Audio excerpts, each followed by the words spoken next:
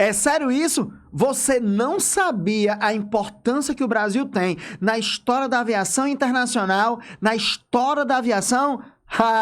Sabe por quê? Porque você não viu, não assistiu, não ouviu, viu o Deixe Quieto, que tem o apoio da Cervejaria Raf e do Frango no Pote. Então, sem demorar muito, que eu sei que você quer saber a história da aviação, chama a vinheta aí!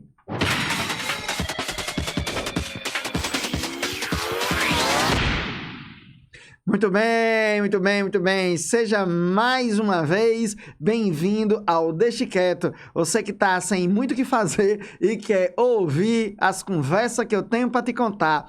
Olha só, a história da aviação é muito interessante. Por vários aspectos, porque tá ligado ao conceito de modernidade, do controle do ser humano sobre a natureza, sua capacidade de fazer coisas que fisiologicamente ele não poderia fazer. A história da aviação é marcada desde os projetos que os gregos tinham ou que o próprio Leonardo da Vinci, na Itália do século XVI, possuía. Tem a história até de colocar as asas num cara, né, dessas feitas de sei lá de quê, um projeto como se fosse um morcego, e o cabo bater as asas lá e cair. Na mitologia, nós temos uma história muito marcante sobre essa questão, que está ligada a Dédalo e ao filho dele, Ícaro, que tentando fugir lá da ilha de Creta, acabam fazendo dois pares de asas, voando, e o boy lá, Ícaro, acaba fazendo a besteira, se aproximando muito perto do sol, caindo porque as asas que foram feitas à base de cera de abelha acabam derretendo. Claro que por trás dessa história mitológica, desse conto, nós temos uma série de elementos, de implicações políticas, sociais, ideológicas, de aprendizado. Mas, falando da modernidade, nós temos a nossa história da aviação com Santos Dumont. Os americanos não querem nem ouvir falar nisso, né? Porque tudo foi inventado pelos americanos. A pizza, pelos americanos. A aviação, pelos americanos. A ciência, o cinema, pelos americanos. A comida de rua, pelos americanos. A conversação de bosta, pelos americanos. Então, tudo foi inventado pelos americanos. Basta você assistir o The History Channel que você descobre que o mundo nasceu nos Estados Unidos antes dos Estados Unidos existirem. Tem gente que acredita ferrenhamente nessa questão. O cinema foi feito por Thomas Edison, nada dos irmãos Lumière na França. Os irmãos Wright colocaram o avião para voar, nada de Santos Dumont. E aí vem toda uma discussão política e ideológica que a gente sabe que é o discurso norte-americano para dizer que é a grande nação, poderosa, única e exclusiva da humanidade. Claro que muito disso, evidentemente, não deixa de ser verdade pelo potencial econômico, artístico, cultural. O governo norte-americano, desde a Primeira Guerra Mundial, banca artistas e intelectuais. Ele não produz necessariamente, mas ele banca, como se a Europa e a América fossem grandes celeiros nessa produção intelectual. A partir da Primeira Guerra Mundial, isso se torna eminentemente uma política de Estado que vai continuar, de certa maneira, até hoje, menos intensa, mas até hoje ela acontece. Então é claro que os Estados Unidos é uma potência, é um país muito importante, sua política de Estado, ela está congratulando intelectuais, artistas, tudo isso a serviço, é claro, do poder, da dominação dos Estados Unidos como um bom e velho país imperialista. Não que se o Brasil fosse diferente, agiria com outras condições, né? Claro que aqui no Brasil as coisas funcionam de maneira um tanto diferente. Mas não é o objetivo da nossa conversa, mas é falar sobre a aviação. Nós temos dois ícones. Um deles é o nosso Santos Dumont, que acaba depois se suicidando quando vê que o avião passa a ser utilizado durante a Primeira Guerra Mundial para bombardear, para matar, para exterminar. Uma das maiores invenções da humanidade acaba sendo ressignificada com o intuito de destruição e aniquilamento em massa, inaugurado pela ética da guerra da Primeira Guerra Mundial.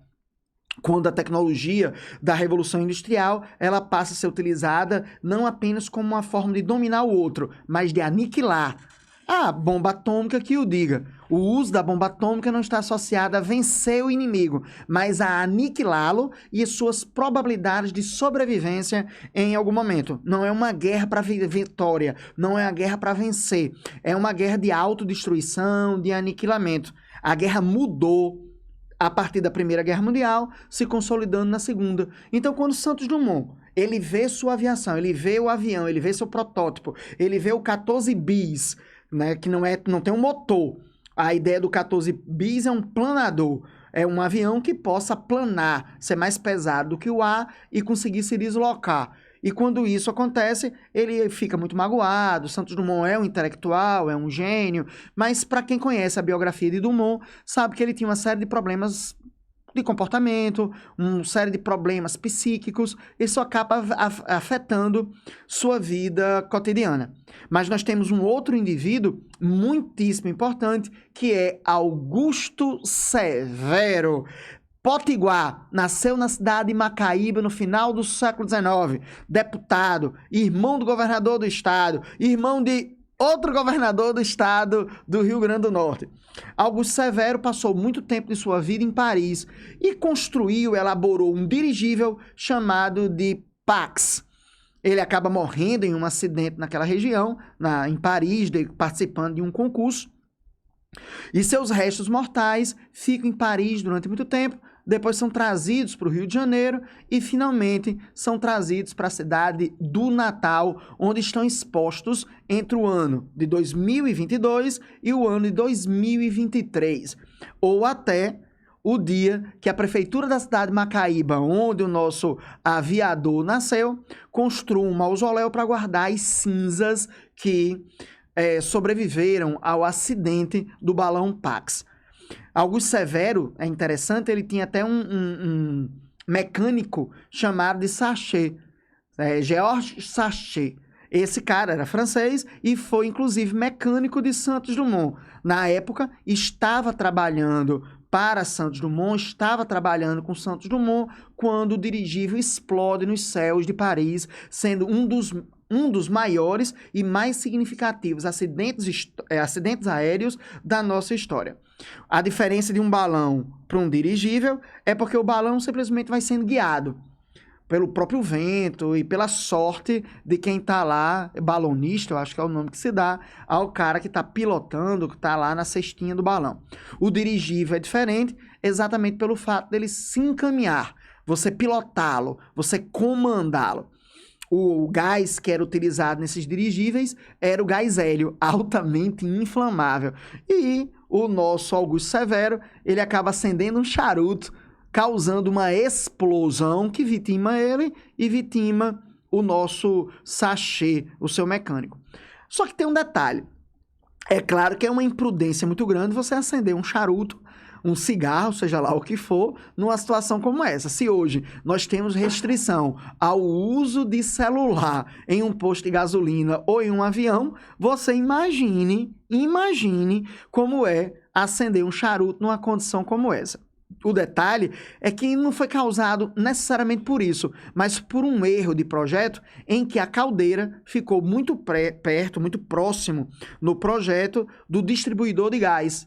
E aí acaba esquentando demais, a caldeira acaba esquentando demais os cilindros que forneciam gás hélio ao dirigível e tudo se explode. O balão Pax acaba se transformando em uma bola de fogo nos céus de Paris. Esse dirigível, inclusive, esteve na cidade do Natal no início do século XX.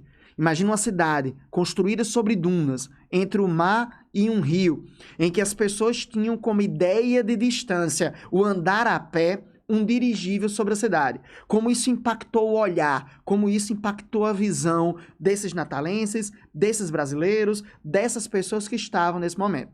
Santos Dumont não era muito amigo de Augusto Severo não, viu? A gente sabe hoje que havia uma disputa entre eles, em que Dumont entendia que Augusto Severo era um aventureiro, o que nós chamaríamos hoje de um playboyzinho, sustentado pelo irmão, sustentado pelo governo do estado, que fazia o que fazia porque tirava dinheiro dessas condições públicas. Enquanto Santos Dumont era martirizado por recursos próprios, e por acaso morreu quebrado, né? Morreu falido nosso Santos Dumont. Os americanos, depois disso, passaram a dar a ideia e construir o discurso, que foram os irmãos Wright que inventaram o avião, sendo os pioneiros na aviação. Não é bem assim, apesar dos irmãos Wright terem sua importância, terem seu significado, foi Santos Dumont que pela primeira vez conseguiu fazer isso. A importância de Augusto Severo está exatamente na produção de possibilidades, na produção de projetos, em uma melhoria dessa dirigibilidade, dessa pilotagem do dirigível lá. Mas o dirigível em si foi inventado por um alemão chamado Zeppelin, Barão von Zeppelin, e foi muito utilizado na Primeira Guerra Mundial também para bombardear as cidades francesas. Daí a música de Chico Buarque, Genie e o Zeppelin, mostrando uma série de contradições, mostrando de que maneira a tecnologia pode ser utilizada para o aniquilamento. Genie e o Zeppelin é uma das obras mais significativas da produção buarquiana, é uma das obras mais significativas da música popular brasileira por aquilo que ele traz, seja do contexto histórico que a música foi produzida, do contexto histórico que a música se refere e as relações entre Genivaldo, que não é a mulher e não é uma prostituta, um travesti. E a relação que se tem com uma obra de um grande dramaturgo alemão chamado de Bertolt Brecht. Pelo menos a parte de Genie, a parte do sexo, a parte da violência, a parte de como é descrita o corpo e a maneira que a sociedade lá da cidade francesa, que é falada na obra do nosso dramaturgo lá, se refere. Quando ele junta o Zeppelin, ele está falando da tecnologia e de que maneira essa tecnologia vai matar, aniquilar, destruir, como ela é uma contradição. De que maneira ele pode trazer a ideia de liberdade, a ideia de civilização, de tecnologia, de melhoria na vida cotidiana, mas ao mesmo tempo como ele pode representar uma destruição, como ele pode representar o aniquilamento e a incompreensão das pessoas. O uso dessa tecnologia como o uso de Genie pelos interesses da cidade e de que maneira a cidade abandona. Se você não sabe o que é que eu estou falando, é porque precisa escutar a obra, precisa escutar a música de Chico Buarque, como também saber um pouco sobre Bertolt Brecht. Não deixe de dar uma olhada depois disso. É uma dica que eu dou a você que está ouvindo, que você está vendo, conhecer um pouco sobre isso. Hoje, as cinzas, no atual momento, as cinzas de Augusto Severo, um dos mais importantes aviadores do mundo, um dos maiores projetistas do mundo, está exposta no Instituto Histórico e Geográfico do Rio Grande do Norte, à espera de um local para acomodá-lo na cidade de Macaíba, uma cidade que faz parte da Grande Natal, uma cidade importantíssima de escritores, de compositores, de uma produção econômica ligada a cana-de-açúcar, exportação. A palavra Macaíba é interessante porque é uma referência a uma palmeira gigantesca e espinhosa que tinha em toda aquela região. É daí que vem o nome da cidade Macaíba, que é o nascedouro de parte dessas famílias intelectuais e poderosas. No caso, a família Albuquerque Maranhão. Augusto Severo fazia parte dessa oligarquia que na primeira metade do século XX controlou o Estado e as atividades econômicas. Proclamaram a República, criaram jornais, estabeleceram institutos educacionais, mas também dominaram o Estado e construíram uma identidade para a cidade do Natal e para o Rio Grande do Norte. Augusto Severo tem uma praça na cidade do Natal que se chamava de A República. Essa praça foi conhecida como Jardim Natalense, uma praça com um ajardinamento perfeito, uma praça com pontes, uma praça com estátuas, em que as pessoas se reuniam na frente de casas, um teatro público, o Teatro Alberto Maranhão, um grupo escolar, a casa de um dos homens mais ricos do país, Juvino Barreto, que hoje é a Escola Salesiano São José. A escola, parte dela funciona na casa que pertenceu a Juvino Barreto e na propriedade cedida por esse industrial que também estava ligado com vínculo familiar aos Albuquerque Maranhão.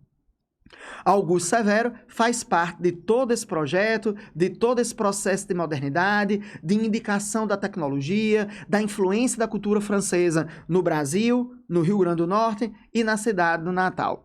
O balão Pax explodiu, mas a memória a importância e a lembrança desse cara continua. E se você não conhecia, acesse, conheça um pouco mais sobre Augusto Severo, sobre aviação, sobre a cidade do Natal, sobre o Rio Grande do Norte, sobre história da aviação, sobre mim, no @prof.henriquelucena, o @prof.Cleibinho Moura, o nosso professor de física, produtor de toda essa estrutura aqui, e da prof.Clara Minervino, que também faz parte da nossa produção aqui. Sem mais delongas, vamos aí tomar uma na RAF e comer um frango no pote. Até o próximo episódio do Deixe Quieto!